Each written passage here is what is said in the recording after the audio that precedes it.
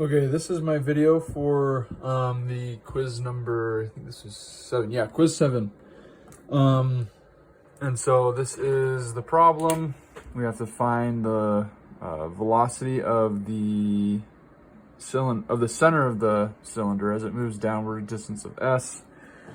So I drew a free body diagram here, just kind of showing the rope is pulling up this, well, rope is standing still, but it's kind of pulling up this way, causing a angular velocity this way. The force acting on this cylinder is just the force of gravity, which I have here, and then here's my radius r. And so to start out, I just wrote this equation out, T1 plus work equals T2. I'm writing out T2 here. I got 1/2 mv squared plus 1/2 moment of inertia omega squared.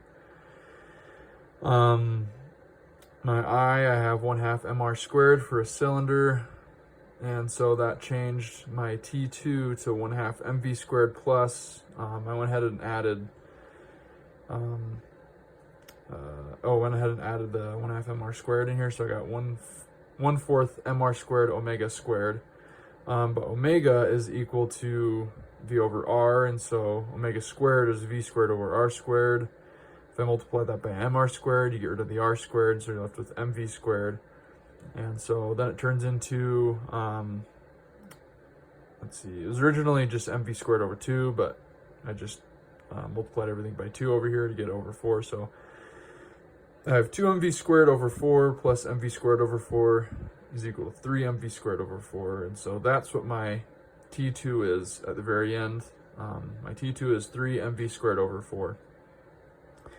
Then coming over to work, the only force that I have acting on this cylinder right now is, like I said, the force of gravity.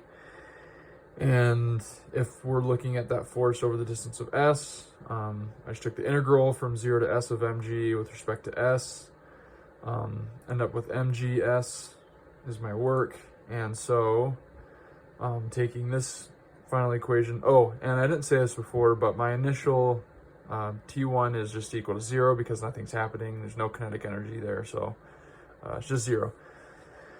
And so now bringing this equation down here, I have my work, mgs is equal to my final kinetic energy, 3 mv squared over 4. I can cancel an m out because there's one on both sides. I'll multiply the 4 over, divide the 3, then take the square root. And so I should probably put this down because it's going that way. But my velocity at distance s is 4gs over 3 all under the radical.